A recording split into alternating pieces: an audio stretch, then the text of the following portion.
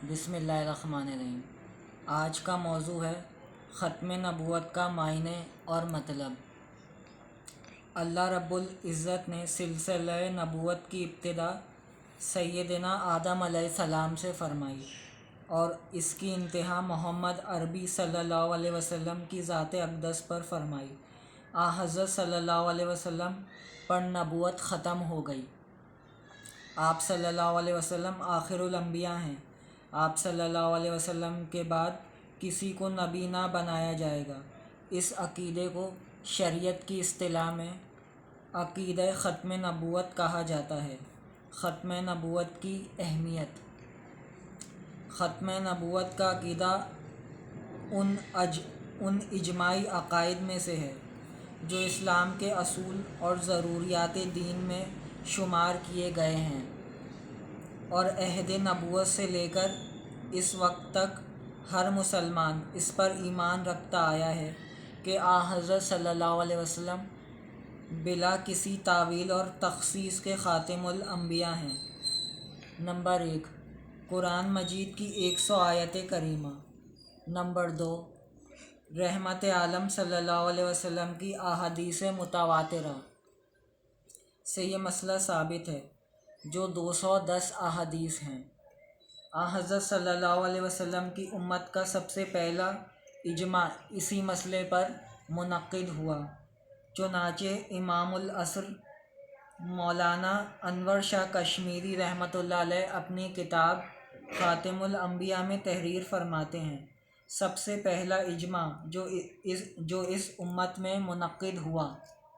وہ مسلمہ کذاب کے قتل پر اجماع تھا، جس کا سبب صرف اس کا دعوی نبوت تھا اور دیگر گھناؤنی حرکات کا علم صحابہ کو اس کے قتل کے بعد ہوا تھا، جیسا کہ ابن خلدون نے نقل کیا ہے۔ اس کے بعد قرناً بعد قرنی مدعی نبوت کے کفر اور ارتداد اور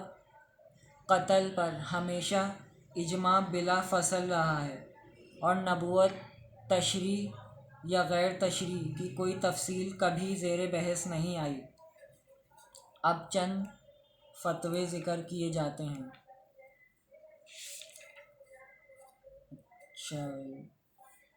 فتاوی عالمگیریہ۔ جب کوئی شخص یہ عقیدہ نہ رکھے کہ محمد صلی اللہ علیہ وسلم آخری نبی ہیں تو وہ مسلمان نہیں، اور اگر کہے کہ میں رسول ہوں، یا فارسی میں کہے کہ میں پیغمبر ہوں، اور مراد یہ ہو کہ میں پیغام پہنچاتا ہوں، تب بھی کافر ہو جاتا ہے۔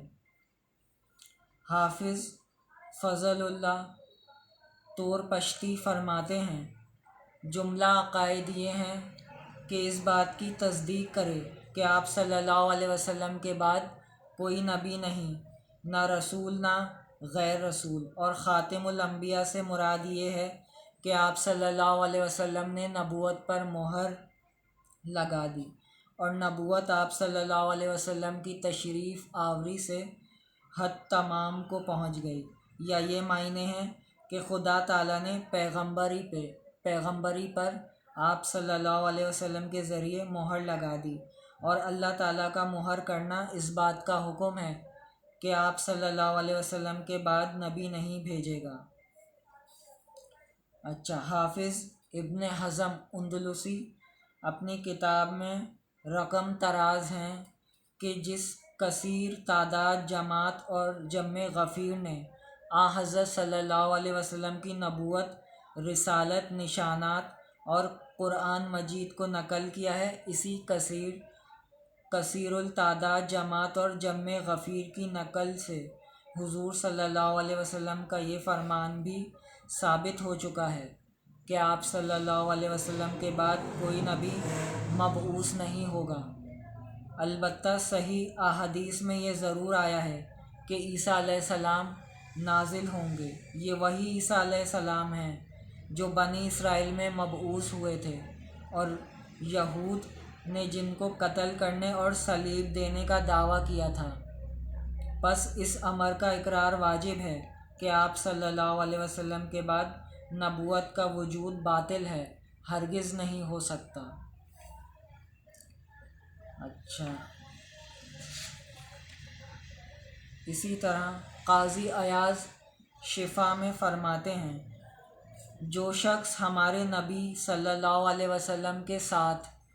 یا آپ صلی اللہ علیہ وسلم کے بعد کسی شخص کے نبی ہونے کا مدعی ہو، یا خود اپنے لیے نبوت کا دعویٰ کرے، یا نبوت کے حصول کو اور صفائے قلب کے ذریعے مرتبہ نبوت تک پہنچنے کو جائز رکھے، اسی طرح جو شخص یہ دعویٰ کرے کہ اس پر وحی نازل ہوتی ہے، خواہ صراحتاً نبوت کا دعویٰ نہ کرے، تو یہ سب لوگ کافر ہیں، کیونکہ آپ صلی اللہ علیہ وسلم کی تکذیب کرتے ہیں، کیونکہ حضرت صلی اللہ علیہ وسلم نے یہ خبر دی ہے کہ آپ صلی اللہ علیہ وسلم خاتم الانبیاء ہیں، اور یہ کہ آپ صلی اللہ علیہ وسلم کے بعد کوئی نبی نہیں، اور حضرت صلی اللہ علیہ وسلم نے اللہ کی طرف سے یہ بھی خبر دی ہے کہ آپ صلی اللہ علیہ وسلم خاتم الانبیاء ہیں، اور یہ کہ آپ صلی اللہ علیہ وسلم تمام انسانوں کے لیے مبعوث کیے گئے ہیں، اور پوری امت کا اس پر اجماع ہے کہ یہ کلام ظاہر پر محمول ہے، اور یہ کہ بغیر کسی تعویل و تخصیص کے اس سے ظاہری مفہوم ہی مراد ہے۔ اس لیے ان تمام لوگوں کے کافر ہونے میں کوئی شک نہیں، اور ان کا کفر کتاب و سنت اور اجماع کی روح سے قطعی ہے۔ اچھا، حنبلی مسلک کی مشہور کتاب، جو شخص نبوت کا دعویٰ کرے یا مدعی نبوت کی تصدیق کرے وہ مرتد ہے، کیونکہ مسلمہ کذاب نے جب نبوت کا دعویٰ کیا اور اس کی قوم نے اس کی تصدیق کی تو وہ بھی اس کی وجہ سے مرتد قرار پائی۔ اسی طرح طلحہ ازدی اور اس کی تصدیق کنندگان بھی، اور حضرت صلی اللہ علیہ وسلم کا ارشاد ہے کہ قیامت قائم نہیں ہوگی یہاں تک کہ 30 جھوٹے نکلیں گے، ان میں سے ہر ایک یہ دعویٰ کرے گا کہ وہ اللہ کا رسول ہے۔ فقہ شافعی کی مستند کتاب میں تحریر ہے، کوئی شخص رسولوں کی نفی کرے یا یوں کہے کہ اللہ تعالیٰ نے ان کو نہیں بھیجا، یا کسی خاص نبی کی نبوت کا انکار کرے، یا ہمارے نبی صلی اللہ علیہ وسلم کے بعد نبوت کا دعویٰ کرے یا مدعی نبوت کی تصدیق کرے، یا کہے کہ نبی صلی اللہ علیہ وسلم نعوذ باللہ کالے تھے، بیریش تھے